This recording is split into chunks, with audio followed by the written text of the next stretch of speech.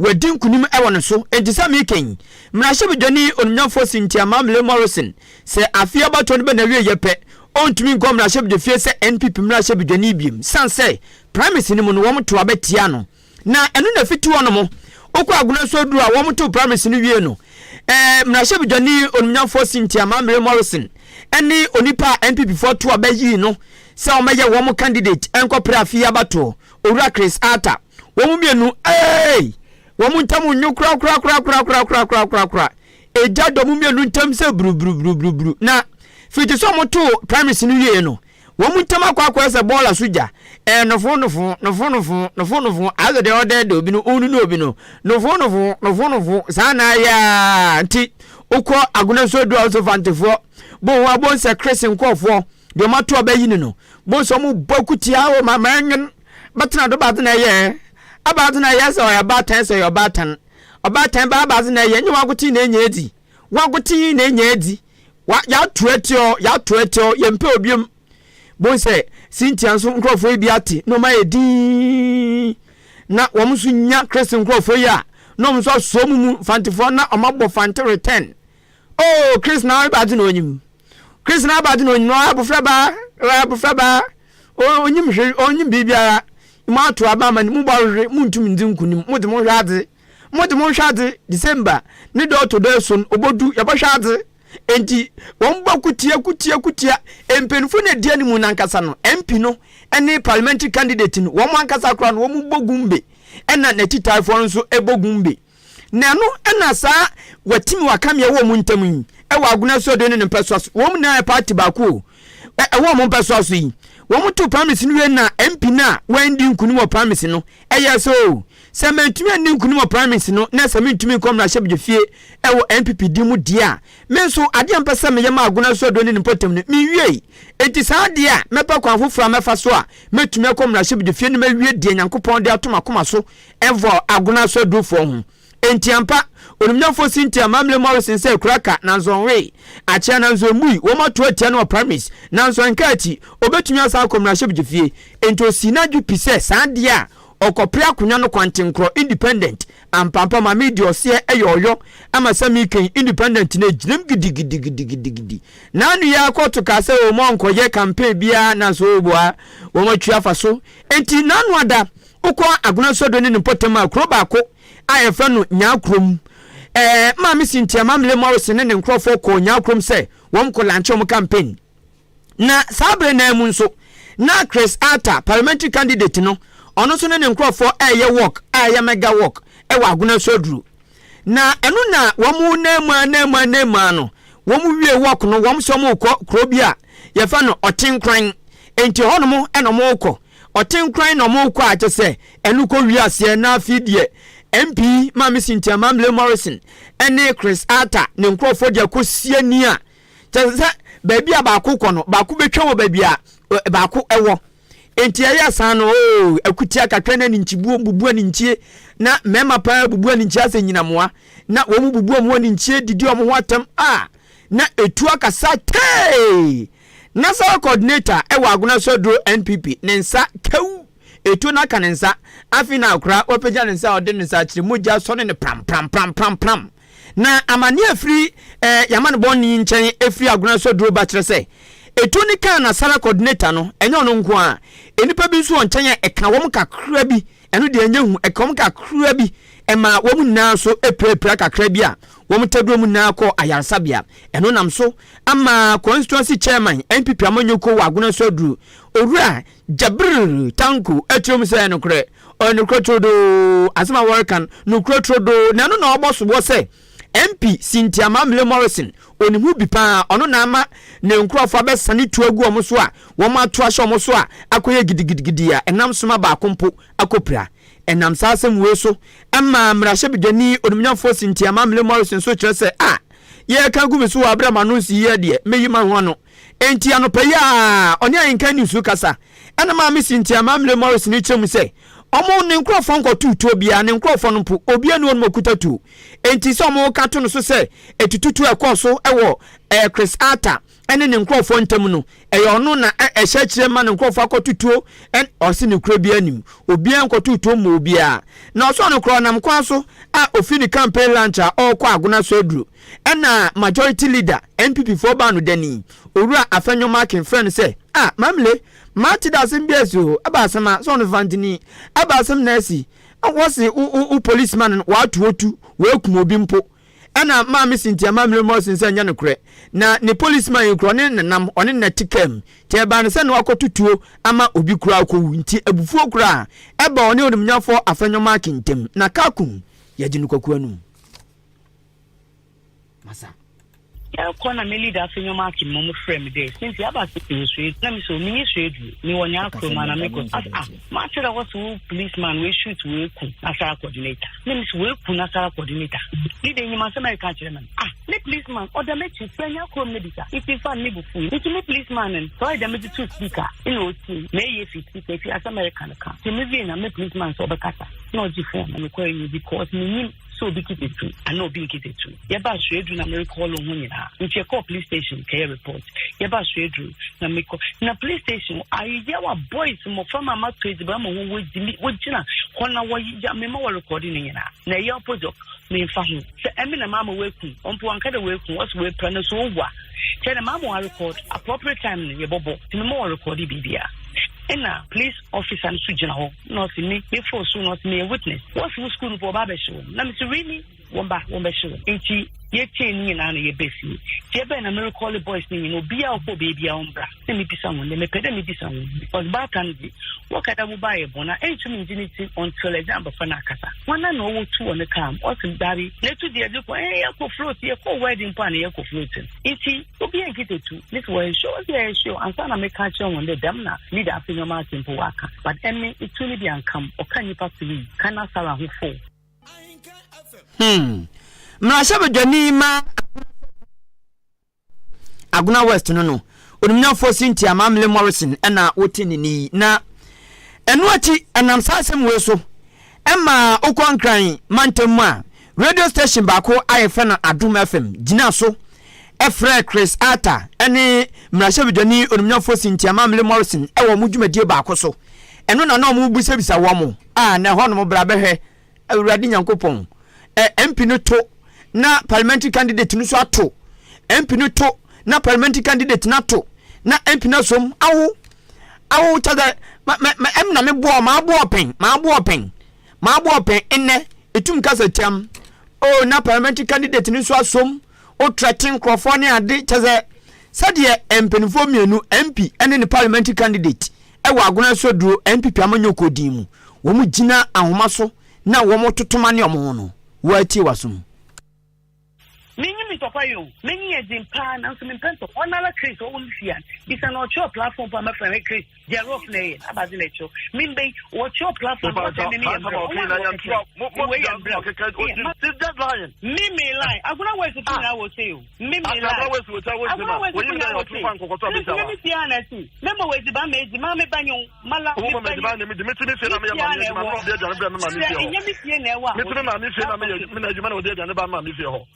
I know na bia wo na obo ano nipa na mo awda wonti ase se yakaba no hie ni ba osmo we wi na tia na wonti ase ani si be sa de ni santo kwanto kwa ina aba ye kwa sabi ye wi obi akoto na ba abo na ye do to aba constituency no ena na de presidential ena na de primaries ya ye wi ni nsama nim gwa sensama okaka so aduro se nya misrenya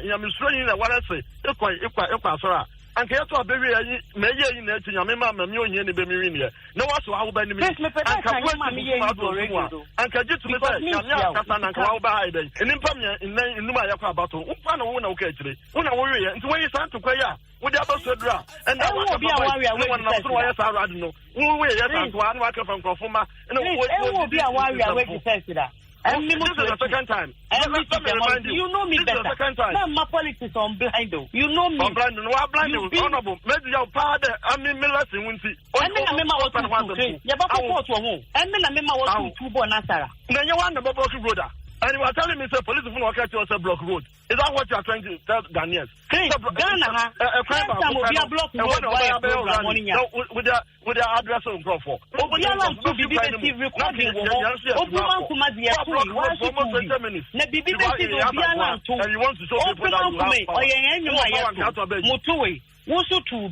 Na the bibi besi the boy the bibi besi kwa bibi besi because the last I did the you've been threatening people everywhere. Obi answer the how no but what you dey work on Harry na this time on ejuma there run for platform na you ejuma we ni we ya kwa lesson from 11,000 to 2,000 Azamba Debbie enti former gender minister and premprono na ye aguna sodro mra shebdwani wo NPP amanyuko ni dimu ena bema no so ye prime minister no mkoye no NPP fo koye prime minister no di odi nkunim e wo MP wei so Cynthia Mamle Morrison so no Chris Arthur ono so ene bema na wote ne no nti omienu ena de ayantam so mu yi yomu secretary aye de radio no so no Jankwa yanim ewa Promotional Akan Kasiyabono emwen.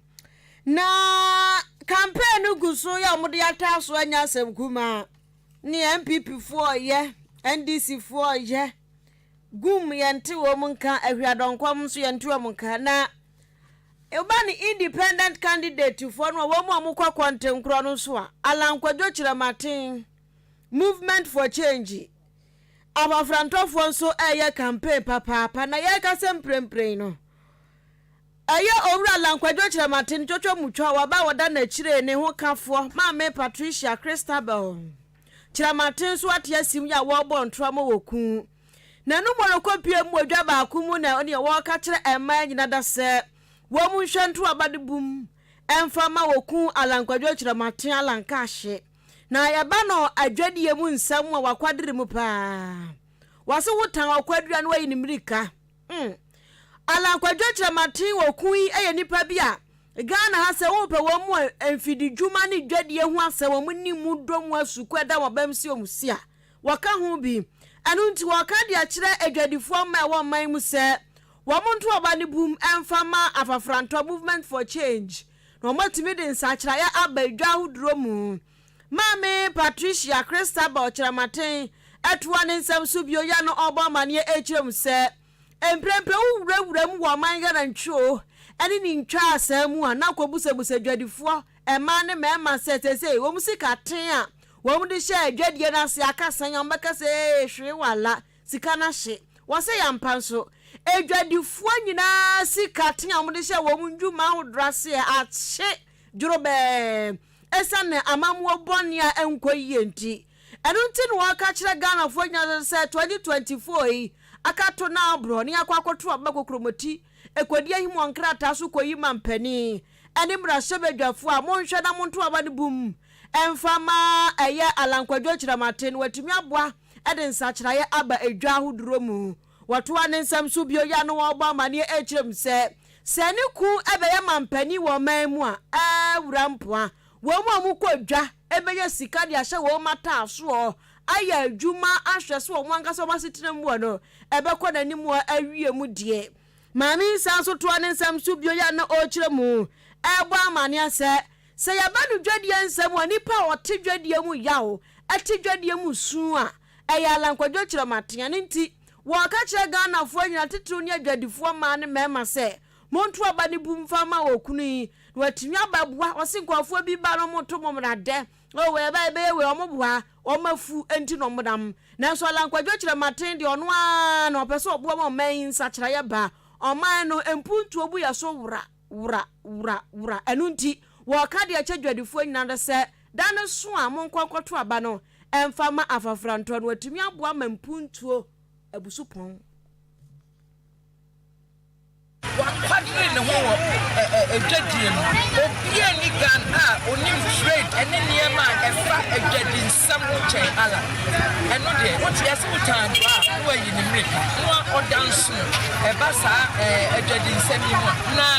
asamba ko o ka che ejadi fo se onimo no how se ejadi fo na fancy kakrebi bena sabi okay na nia majority na akan ya fancy 95% akan omo dagem say obie sika aye basa obie dwetire aye basa na alanchamatin asema all can say onu munsion twa enu ase maboa ne afoti no into pa unto abana man na ombra no ombit obeya okendi for makana enya ne hunti ti say binum aka ani awutie ye aya orala nkwajo kire mate ne ho kanfo ne dwotwo mutwa wa ba wada na kire ne ho kanfo ne yire ni mpon Mame Patricia Christabel kire mate ya wia pram tobre akan kasia wasugusu tie ewo Ahenkan FM what wasum papa no for adwen trefa 0533898915 0533898915 text message and a WhatsApp ya beken kan ama Facebook live onso o chame kwame aldaroma odi atum yopo aka kwame nkruma odi ejinem na mento amensam soe North Town mra shebedwani onumnyafo Samuel okudjeto ablakwa na impempem ba bia abato no mpompenso adu ene se de campaign no asoko te se kotomoja no se wa mo ani amre agroba du papa enti sami ken ebinu tumi free wo mpeso aso no ma tiesi mpeso wo froso ebi tumi free no ma tiesi bi no mo koye campaign no abo mu nua onumnyafo Samuel okudjeto ablakwa North Town mra shebedwani ono chese ono no mpeso aso de oda dadin e hodwu se boko chese na dwuma pa ene ne modi monti North Town for fra mountain for no wo montinu ujayo wo to abama ne se bum ento oboa asanwase abeto ampeso aso na no na chese afia ba ye kwakoto no onimpa se Ghana de eye danya ebekoso engrofo betueska jiska ne kotuma me jiska ne kotuma me Assembly members abampo motompo abasika cha kwa sunje sika ketwa ewo Ghana anum sei mia me di manifiri gadochi egohwebi na kwa ba kwa jini togas pa na hene tra otumi ze agwewa bre ene amani sika so obi beto aba na nipa no tuma de womo hwe na no amani sika ni kuta no ene da ne kwa achi ene otwen okotoba anu abeje sa pepepe na fia bato a eba so no engrofo bi beye na onumnyafo Samuel okudjeto ablakwa kire se adenti na Ghana bra ya drei na yebe gineska so ato abafon ane yekoto aba yebe yi nipa no onsem fata ni nim die wo fom ni modin bon so ani osimi jiska na mato ama no osi da bi baabi a Ghana adu ni baabi a wiase adu yi se de wiase pim ko nanim ebinum odwi ko manim a wo mo ya nneoma nkase no eni kwanse ekoso adan suban bi se yadi ede betwe asan e wa brabom ani mpuntum onumnyafo Samuel okudjeto ablakwa kire se afi na wate asembia onumnyafo muntaka kan ese se yakwakoto aba enye sika ena oso disi wani so se mikotueska na omato ama me nemom sa amanfo gina party no ene ohodoso ena de to aba ose ya nukretrodo ebi koso ewo asenot abeto ampeso so ofinfi mantemu na wo mokwa promise MPP amonyo koko cheska tuska gum pa na di omo hwehwe ni na so mpeso munyandom kese ewo na shebde fie ento mu tuska gum pa dwen se ase not for beto aba no ama MPP anemonsini na nsuko wiase na ase not for akoto aba na ama NDC amanyoko na anemonsini amodi nkunim se funfram eno mu wie kura no mse twa nwoma no yedi o chaso poku sikanu yedi untumi nyehwe oman sika nso de yedi obodua enyanyen ebenyanyen mpo a ye mawre eno mpo ya ebefu no atwa ten eto atwa oman sika ne yede amaw se koto aba na wanto no wadi opafa fa yakoma abosoma wo ma bin wotogu ye bo odua enyan entonimnyafo Samuel okudjeto ablakwa se ono de o wamanyonimu onim de ofi ene ba bi okọ onim de oka sapunchani finso ase beka chose denchime wa yenjina tinji ento oka che Ghana foni na se afia bato no so obi broska ji nemom to adwen aba no wankasa to de ope and this canon kotuma nipa na almost cano ne candidate making enyo no ena apeso to aba no nemom ji ne to aba no de wakoma hwehwe Mehunse, Honorable Muntaka, slogan na yanyina yate, the whole Ghana, and that ye, Mababe who fili, Mababe who fili gadoji, Mababe who se, Eya no crese, Eya odo, na anyesika, and metumiaka se, ye si wo ase nof, and no ne besi wasawase, Sikana omo chiche, yate, Mehunse, Sikano, asawase for bedi, Mubedi, Edi, Nanso, se eba, December 7, Mobeto Atia MPP Fono. If he said, dear His Excellency John Dramani Mahama, Wayama Sawasi, Yanyana Yehu, dear Wayama Ashanti region, Yanyana Yehu. Onipa mutiso kayani na Yewin, Eyo Nimina for Samuel Okujeto Ablakwa. Ono na emra shebidwani ewo North Town abeto ampeso ewo Frau Mantem. Swafo no ena show man sika samso. Finance Minister Dr. Mohammed Amin Adam. Wase Ghana for nyina benya ne ntie nyina ye nimsam se azogli powerful. Ebe kan se oman Electricity Company of Ghana ECG for the wo kasika twitwiri die ho ha. Ti wo mo antwia ne wonom nso dwumadi omudie data ECG akire no mbeyi dwumadi ni nyina twentwan so. Abani betua wo muka ampanso nya kapra kadwo no sore papa kwam okwaduo tre na kwaba mu se Lufthansa betuo wo mamani wote ho no ana fwen ezan sa azogli powerful yi wo muka ho bi se anyam hode na yanya de to yantade wo fie ya ka se ya hire ya da Facebook ya nimu kama eyanyoma ba ku mienu bi na eje so ansa na yahu nyina mohode no azogli powerful so ka ho bi se yafu wo ne ho nsanka ya no wo mu so ka ho bi boa e ma power ansam ti gina giri ka giri peme wo memu eti ya de so wo mu so be ka se ye jaya adwumadie ne yantai ECG achibie wa no chese Electricity Company of Ghana no madwuma na omo ye no ebeto sinsin to bebem enu nti waso mbeka ne sape ena ne Finance Ministry ni wo mu a ewo energy enyamhoden nsam ene wo mu konkunyasie so yasra mu a sika no amo kekeka no muma yentu afa na agya mo nsanso emebo ya chidom na mo se hwan twa fecho wo mo so mo kan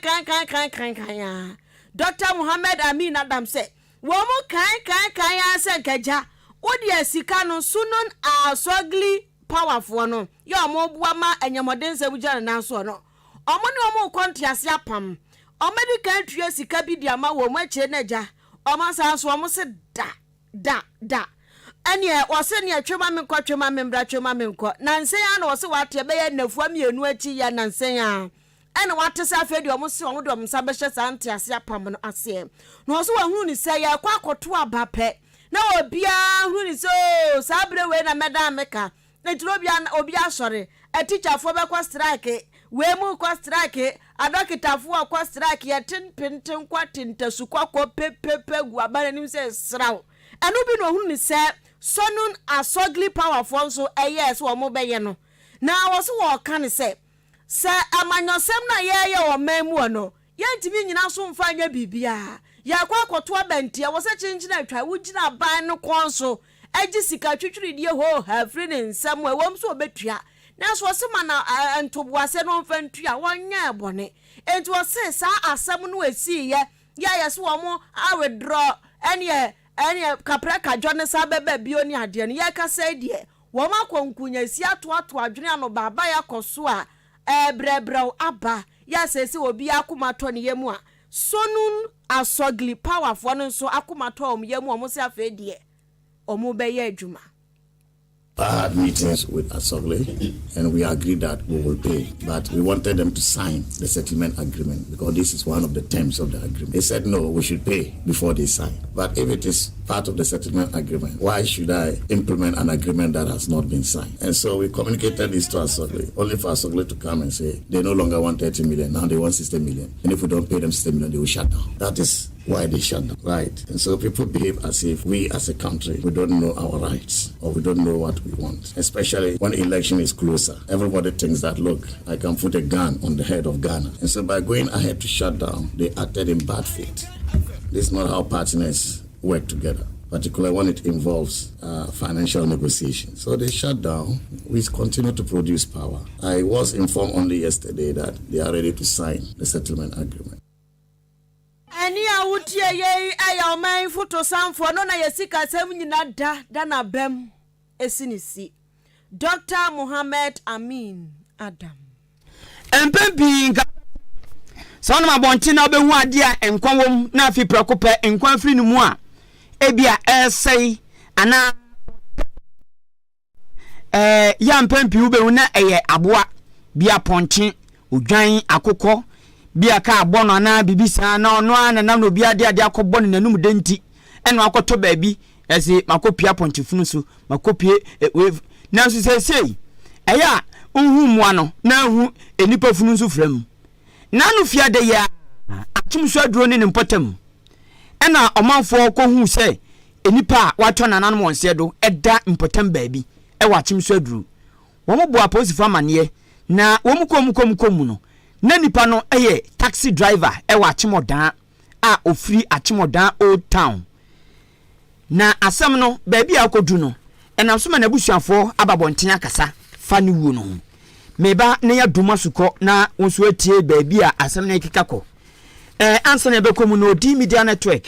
e pato yo TV air conditioner fridge TV washing machine enuma odo bebre we obi ka se tobigu oyire ka se togu fia enkasa medo ya kwadro ya onya kwadro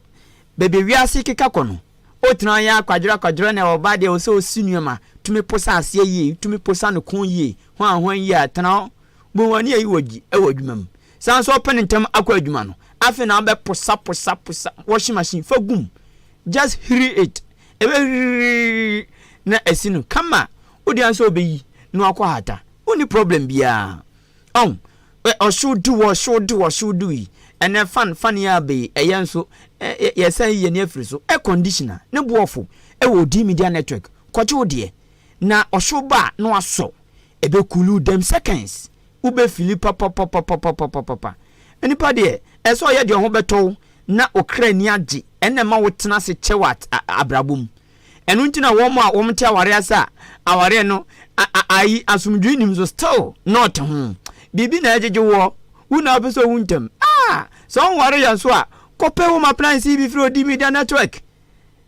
na fa chile ofie TV na ohwede ekoso wiase enti sa nyuma wani na no e pa cho pe bi ato kasa tenten entoponko ko di media network ye de no F brand ne ye papa ena afie wo size awudro bia oso ena ode ho no ko jibi na emo ama ofiade yo enkontem open ntema badwuma afi na akoka nkwanhye just put it inside your fridge fashion fridge mkeke uni problem bia ebebo ho ban ensei eyo di media network okọ no mo a obinya sa fridge so ni na bi kane no na ye di free ni agene bosumi miensa ntem na so nei ye tia so sesi ready cash l'argent cash and carry odeba no ababeji atimodan kwantanum divisional police command MTTD yene no eni din hwanimu fra 0539 500 514 0539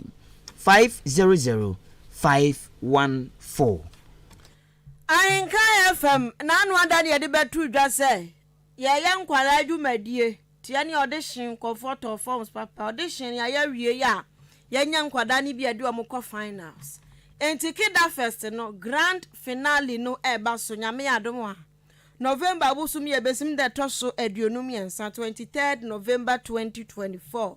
eye memenda ntisada robi anko baabia achim abo de eba grand so ampaya ebedwa ho ani enwo mo to nnom sane ade enya sada ne de ampaya ebedwa hwe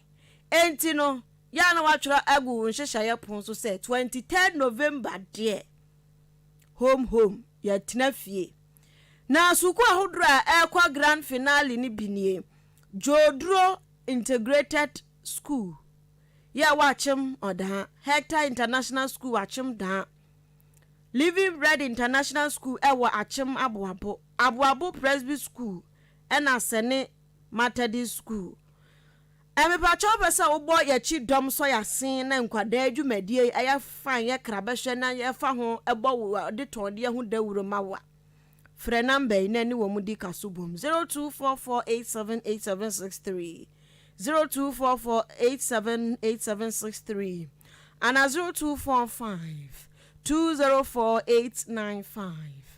0245204895 Ahenkan Keda Fest where talent meets fun. Afi yantoa ewia premtobre akan kase no so. Ahenkan FM. What wasum papa no ejigum. Nanu fiada omafo wo achimsodro Royal Mount Calvary. Sam montem wono mo wo mo kire se edan bi so no ma wo mu si wo mu wie na omafo wono mo no ekopie emu so nipa wato nanan mo onse do na bema tenten gramo kama enom kokoto no so e wo hono mo a wo mu djuru wo mo pa na oman mu nso yedemra ene ye adwuma obia ne na sede te ba san pe omanfo wo mpotem wono mo ebo aposifo amane e mampa aposifo nso edi akire e kohwe sampa se ne kra wo mo kwanso na ne kra na nipa no na ne Ghana card eda ne nchen enti wo mo hwe so ne dia na eda so eye Charles Opon enu ne dia na ewo so na aposifo didi akire ano enom ko hu se Charles Opon oya achim dan old town ni a oye taxi driver wanya mfie be ye aduananum 45 years owo yere ewo ma ena te se wato nanan wonse do a u sade won aye no na utum se abonefo bi na edi na wusa no sanse abrom kopia mu no so na ne nsa ya kekere ene ya sa kekere ne nan utum se nipa bi na ahyada pa ena wo ma di na wusa na ekoba asa no ena Ahenkan news ebo anan ko abusuafo nchen yesi kotie asem no mu ye eno ena Ahenkan news amane boni ohene ba keke ekonya abusuapani kwabena apia ne nua kuma ene Charles Opon ya wato nanan mo nse adui onya Ahenkan news ka se no chirem se ne nua ne krai so kwadwuma ba ya dwuadam wono mo afia ko kwadwuma ba won ma friend na o friend na the number you're calling is can be switch off. Please try later. Hey, na deni. Ambo dize bia network na bia phone na ekolo ntino wo mtwa otwen kakra. Ade chi brada wa frɛ the MTN number you're calling is can be switch off. Please try later. The MTN number you're calling is can be switch off. Please try later. Hey, na fidie ya yehu. Entine bra pani abusua pani kwabena pia o cheso ebi o konkran se taxi ni de ebi onya adwuma bi konkran ti no to o mo twen esan twen kakra frɛ same thing ni nua ma frɛ same thing na yere frɛ switch off chese abusuafo no obia fra switch off etifiada no oso oya adwuma bi mpo achema boabo enti oya adwuma na oya nsu dede womti enkofo afrɛ na wante ena okokofa no fo a na wo ma afrɛ no emu ba kompo eya achimso do district police commander onu susu kra afrɛ no enti ofrɛ no kasa no se a sei na ni nua no ana na se an ena so ke hia wo hia na ye de mu ne ba odan government hospital ampa odi akire ko ya enukrotodu na sade Charles Opon ni nua pani abusua pani kwabena apia e kire nsem no mu kire Ahenkan news yama ne boni ohene ba keke no o kire mu sei me na Charles di machi yam ko ne se na me adwuma wabo me nya call before me nya call na me my friend line no adwada de me saka be for something and I say sabe enkrama need me to di anya dai and am so mo di anya dai o fi it in bed dai el be block na see but ade a che na ka anya dai ensi what am say ti begina say na me na bedum kan ai na say na kan say di me flako yi ai dai ade che brother no friend ne line ai dai adum tam se bi okọ akra nti ma fa anya dai na nyum am sa friend no na line ai dai adum ti Friday no na me adwuma wabo ba na me score be blay wo so ti do ma say am clear me before so na say I say me friend la me dai nyum na commander ai dai so do commander flame me ni anu so afrem ni oblu chi so ai dai afrem no say wa frem say say na me say me adwuma wabo nti no say okay na say body bi da achim so adu no ma Ghana card bi ai Charles aram say Charles enti me ba na mfrɛ commander no so omo de ba no madu from performance ntino mission of government then government much so lucky omudu when say seconds na me le mimi si wo traffic na me nanti wura me wura man so no dey wura mimi wura much inside say I know say ne bla na dey ba o say ne bla no kra na dey na say ne bla na ba say no the Ghana card ni adunya dey e kire me no e wallet mu na say onu ama dey enti driver ni taxi driver cha sopon ni nua pani ebusua pani kwabena apia na otisi okase na awrawsami bra Facebook live search Ahenkan 93.3 FM na bra behe taxi driver wo achimodan cha sopon sede wo mu di na wu chekere ne nsa bra Facebook o de bra Facebook na enipa bitimo den papa anti den kwa na ntiwa ye ntia mutumnya kudo chekiri nipa nsa edina wusei bra Facebook live search Ahenkan 93.3 FM na bra be sede adebonefo no ede ekwan omode cha sopon efa so ekwan omode ne fa so bra na wa bra be hwebi e Facebook live eno achi ni bra pani abusua pani kwabena pia to aso kan biem sei saa bra usamasi enya wudi e wom de adi ni nua kuma cha sopon aka abusua ni nina no ogina abusua ni nina na wom de wom nkan bibia na wom do masem ni na ma Ghana Police Service sanso mo jomu dipa nim achimuso do police for ne empotemia police for mo nim adwuma mo bo so mo gidie pa se wom betunya rewre ma akɔkye adebonefo kora edi se wunu dia tan kora ne se wom edi na wuwie no wom sanso gye ne ka no efi ni nsem edi dwane entom so mo gidie pa se Ghana Police Service ebetunya ya adwuma no ama wom ehye kyere nyina wom saka wom eno achi o se wom de to eba no honam afam a police se eba no honhom fam so de a wom mfa ndan obi aso mo de dan nyankopon onyankopon ena mo de asem woni na ahye ne nsa ni bra abusua pani kwabena apia eto aso sei this is a police force. This is a police force. A police I don't have a jama police. This is a Viviano, a dema police. Why? Any yame. And he said, Senipa and a Kuminiana on fat, no uncle. I was in the car in the corner. Yamin Shasumau. Maybe I mean Americano, Yamin Franco. Why? Seminiano, I bonnet, the catch me. That's a cabia do Bialo. Can you meet you? So on your bonnet, no one in the car, not the qua, Fako, I will kuno. The Yamiasi. Arehopa bema susu tumu se busua pani kwabena pia nyanya kometi ni su ya pa wo bi se de ya ebusua pani kwabena pia ni nua kuma ne Charles Opon 45 year taxi driver wo achimodan Old Town wo mko hu na mu wa achimso aduro na no fiada ti ne bra pani ebusua pani kwabena pia na mote so ne Ahenkan news kasa no yamfa manfo adwenkyere Embre Facebook na mewei Ibrahim Garba Kenya wase wodi free oyoko kofodua baomia vision na ye vision papa wase baomia de obebo mamon omen atumpo na hwan na wase wodi mahama na wo ye pebe ma wo si aboaje ono ne de no fantastic wo ba for so de de free sefia sanwen so se wo ka kire Ghana fo se wonto abane bum fama JDM ni e ka be ma wo se baomia baomia de obeye de mahama na eko master planner junior kentampo ono so say happy birthday to myself happy birthday master planner wo say na any birthday fantastic wo ba for so makan Francis Kaswa Datus baomia ho dance no odi e wa ha enya na na akua mo aboaten so AK baomia is number 1 on the ballot wase kasiabo ne mu da ho kre e wo dansuman sharp curve